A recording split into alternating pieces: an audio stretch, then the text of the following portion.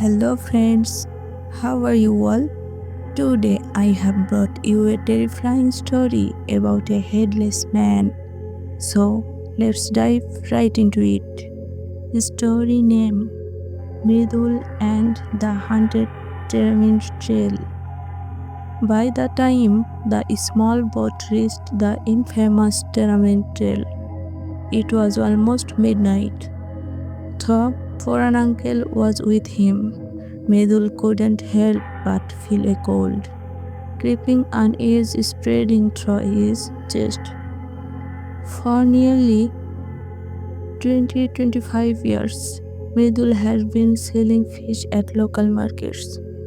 But when he heard they have to take the Tamarind Trail tonight, an involuntary shudder ran down his spine. The fear wasn't about the Pagmora village itself.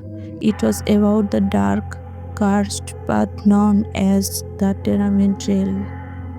Many had ventured there but never returned, and yet tonight he had no choice. He cursed under his breath, muttering about how the big shot and decision that left common folk like him to suffer. Poran Uncle noticed and gave a weary smile. Oh, Mridul, there's no point worrying now. Let's just get through this quickly. That jungle path is no place for lingering, he said, the voice heavy with unspoken fears. Even in the faint light of the lantern, Mridul could see the fear it's on Poran Uncle's withered face. The small wooden boat moved through the ink-black water. It flashes the only sound in the suffocating silence. The river was shrouded in a ghostly mist, and visibility was poor. Rumors about this place were many. Last month, a man named Ashik's father had vanished here. Some said he died. Others whispered about the Tamarind Trail. People gossip so much, Mridul grumbled.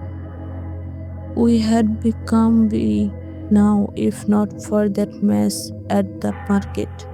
The boat turned a sharp corner and entered the narrow passage of the Tamarind Trail.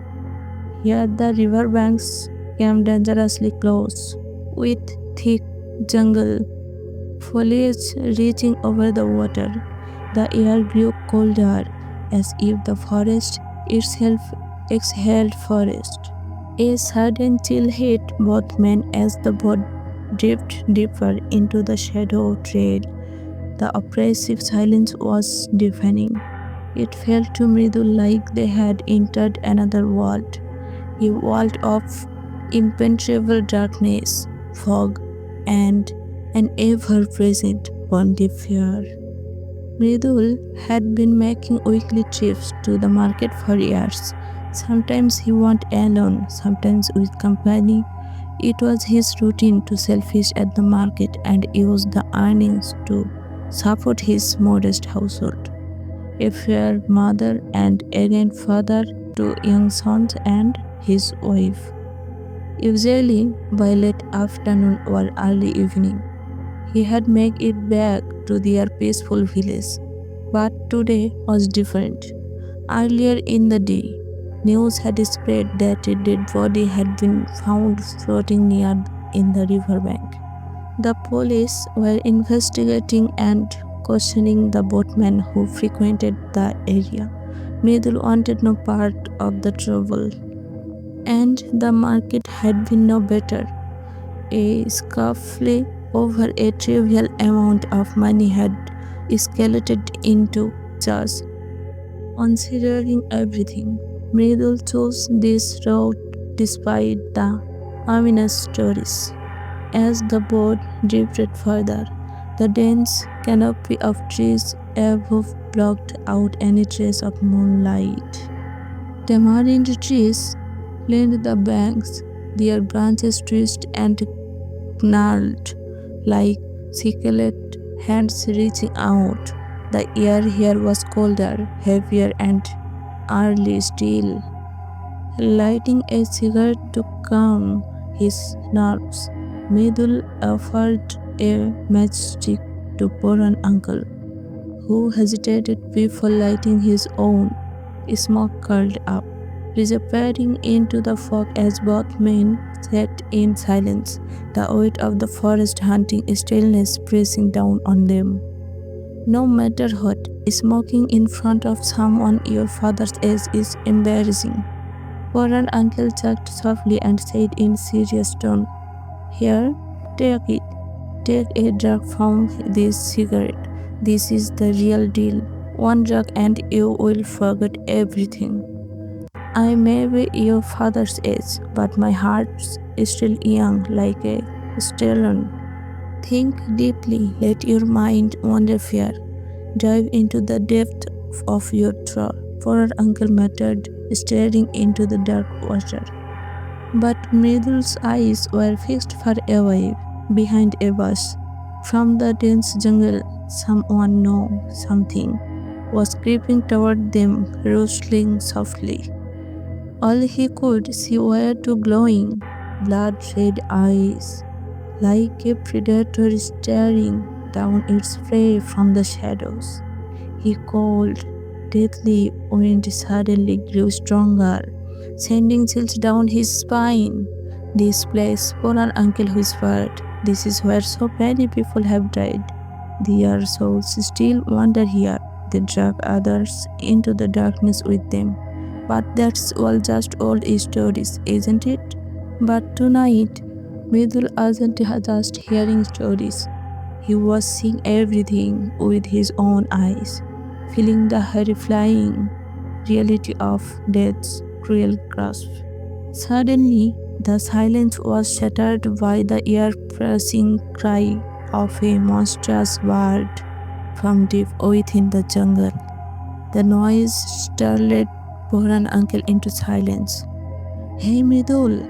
Poran Uncle's voice trembled. "Are you near the Tamarind Trail? Row faster, don't look anywhere else, just move quickly. Those stories are nothing but nonsense to scare people. Maybe a crocodile dragged someone away. Don't be afraid, just keep flowing." But by then, Mridul was frozen with fear. His limbs had turned to stone because the glowing red eyes were staring directly at him. Those eyes held no pity, no humanity, only pure malice. He closed his eyes and rode the boat with all his might, but he could feel those eyes piercing through him, even through the thick mist rising from the water, sweet poured from his body in terror. Suddenly he heard it, a soft whispering voice, a woman's voice calling out to him. "Mridul, oh Mridul, look at me, come to me. I have so much for you, so much for offer. I will give you plenty of fish. You will become rich. Mridul, come closer to me. Come." Mridul's lips moved, but no words came out, only intolerant mumbling. Poran Uncle also seemed shaken. His lips quivered, muttering prayers to the gods under his breath. But his eyes were locked on the red ones staring back. Poran Uncle's usually sharp gaze was now fixed, entranced, staring blankly. Mridul's heart sank deeper. What was happening to him? The faint rustling of the wind made the boat shudder, while the cries of monstrous birds grew louder and louder. It felt like the birds were part of some ancient war, descending on the jungle tonight. Suddenly, dark forms began to rise from the water. First one, then two, then three, then four. Soon, They were countless, dozens, hundreds, and shadow figures emerged. Each one was human-like in shape, but twisted and grotesque. Their bodies were dark and skeletal, almost transparent, as if their flesh had melted away. And none of them had heads. From the stumps of their necks, blood gushed out in violent spurts. The jungle erupted into chaos. Something was running through the undergrowth at an impossible speed. But it wasn't human. Shadows dashed past, their glowing red eyes filled with hatred. A loud blast came from the river. Suddenly, another figure, a twisted, monstrous creature, jumped onto the boat. Its drenched body dripped water, and it carried its severed head in its hand. The dismembered head looked straight at Mridul, its mouth twisted into the sick, horrifying grin, with its long, slimy tongue almost touching the boat. As Mridul stared, frozen in terror, the severed head whispering his name. You? How are you here? Mridul stammered, barely able to speak. How am I here? Don't you remember? Think, Mridul, think deeply. You will remember everything. Memories flooded Mridul's mind. He remembered a stormy evening in the village of Majdia years ago. A doctor named Ranjan Babu had visited the village from the city. That evening, as the storm raged and darkness fell, Ranjan Babu walked alone along the Tamarind Trail, his flashlight guiding him. The jungle was early quiet, except for the cries of strange birds. He felt uneasy, muttering to himself as he hurried along. But then he heard it, a soft rustling sound, footsteps behind him. When he turned around, there was no one there. As he walked faster, the sound grew louder, matching his pace. Then suddenly, a chilling laugh echoed from the darkness. Ranjan froze. His flashlight beam revealed grotesque figure, a human-like shape holding its severed head in its hands. The head smiled at him, its long tongue slithering out. Stay away. I have done nothing wrong. Please let me go, Ranjan screamed. But the figure laughed at him and the jungle swallowed his cries. Now, sitting in the boat, Mridul stared at the severed head. The face was unmistakable. It was Ranjan Babu. You didn't think this place would forget, did you? The severed head whispered. This trail remembers everyone it claims, and now it remembers you. The jungle roared to life, shadows swarmed the boat. The carriage of birds, the rustling of leaves, and the haunting laughter of unseen horrors surrounded them. The boat vanished into the darkness. Suddenly, Ranjan was thrown to the ground after hitting a tree branch. The torchlight slipped from his hand and rolled into the bushes. In the faint glow of the moonlight, he saw them. Black, headless figures sitting on the tree branches, their legs dancing. Each held a severed head into one hand, and the heads were grinning in a horrifying manner. Their eyes glowed a fiery red, looked on Ranjan. His entire body turned to stone. He couldn't move. An uncontrollable shiver overtook him, and the cold, harsh wind made his teeth chatter uncontrollably. As he lay there, waiting for death, he saw them descending one by one from the tree, the deathly procession of shadow figures. Each figure moved closer, their necks dripping blackness. coagulated blood that clung to their bodies like rotting flesh. One of the severed heads extended his tongue, wrapping it around Ranjan's neck. He felt his breath choke, and then it yanked at his hair with a terrifying force. He could feel his life slipping away. Darkness slowly engulfed his vision as his knees gave away, and he collapsed to the ground.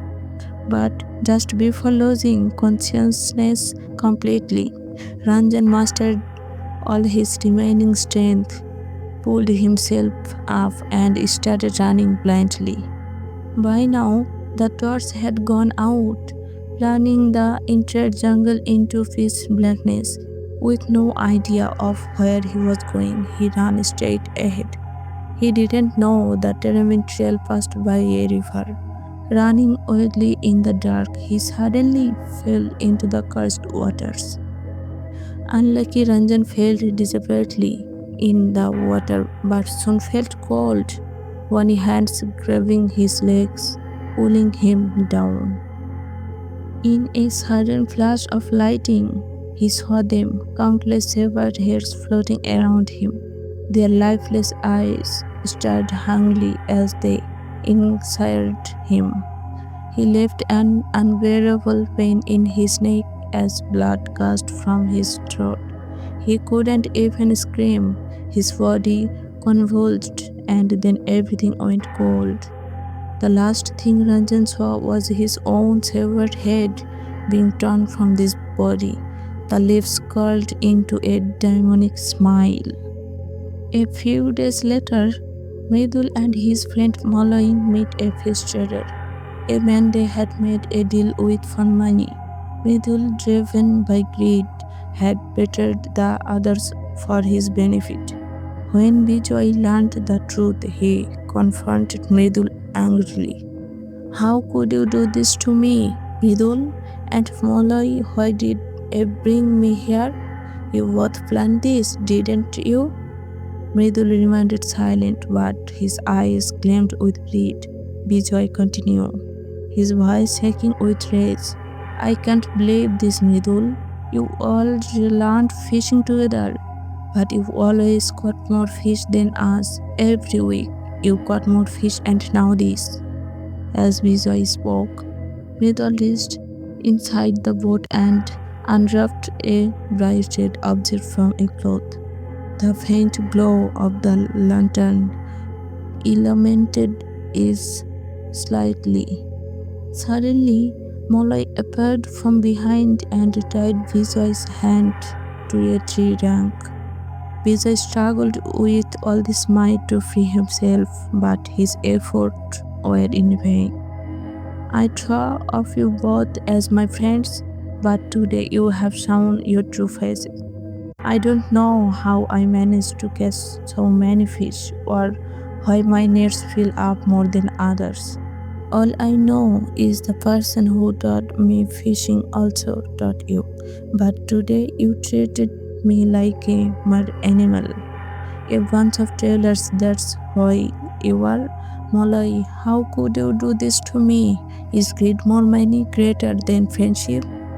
When I can't buy things for my sons, I feel terrible. It hurts so much that I feel like a failure as a father. That's why I came to you for help. Tell me how you managed to catch more fish. Moloy said, he's saying, you doing something by the river at night. Tell me the truth, and I will let you go. Bijoy's desperate words only injured Mridul further. Without saying a word, Mridul uncovered the bright red cloth in his hand, revealing a sharp, gleaming weapon. The dim, flickering light made the weapon's razor sharp. It glinted ominously. Bijoy's throat went dry again, his body frozen in fear as Mridul approached him.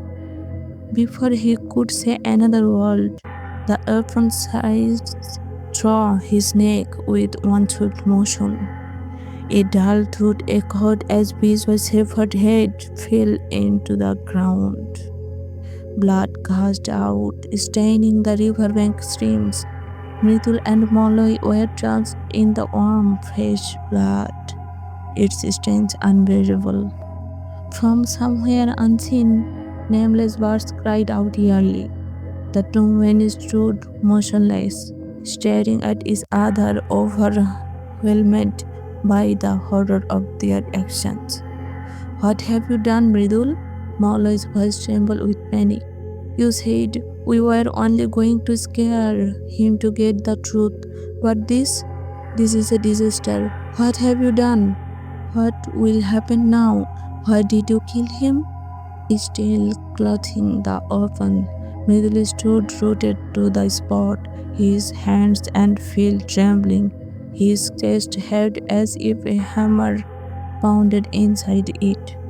I I don't know what came over me, he stammered. My head felt like it was no fire. I have made a terrible mistake. What do you do now? I don't know anything anymore. Suddenly, a pack of jackals howled nearby, making both men shiver in terror. Jackals. The say jackals can see spirits, Molly whispered. We shouldn't stay here a moment longer. We need a story, a convincing one. Mridul added, his voice trembling. Something that leaves no loose ends. Let's abandon the boat here.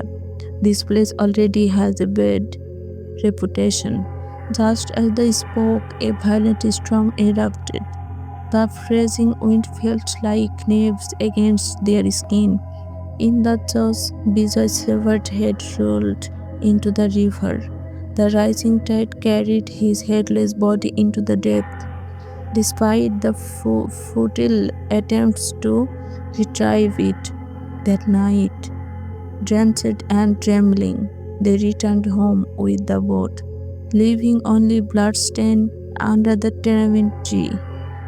Year passed and Mridul tried to bury the memory of the dreadful night. But on evening, as he sat by river, he heard a chilling voice behind him. Mridul, are you scared of me now? There's no need to be afraid. The voice belonged to Poran Kaka, but something about it was off. Mridul turned, and his blood ran cold. There at the edge of the boat sat a shadow figure he knew too well, his childhood friend Bijoy. For 20 years, Mridul had buried the secret deep within him, shared only with Moloy. But now the past had resurfaced, demanding justice. Did you think I had forget you, Mridul? I have been waiting just for you. And today you have come to me. Bijoy's severed head floated ominously, its screen as malevolent as the night it was taken. Please, please, uncle, save me from him, Mridul begged. But Poran Uncle remained still, his face emotionless. Every sin has its price, Mridul, Poran Uncle finally spoke, and yours is long overdue. Before Mridul could react, Bijoy severed headlong, grabbing his hair with an unnatural force. The last thing Mridul felt was the sharp, searing pain as his head was torn from his body, blood painting the river red, just as it had 20 years ago. So friends, how did you like today's story? Don't forget to let me know in the comments. And if you want to hear more stories like this, make sure to subscribe to the channel.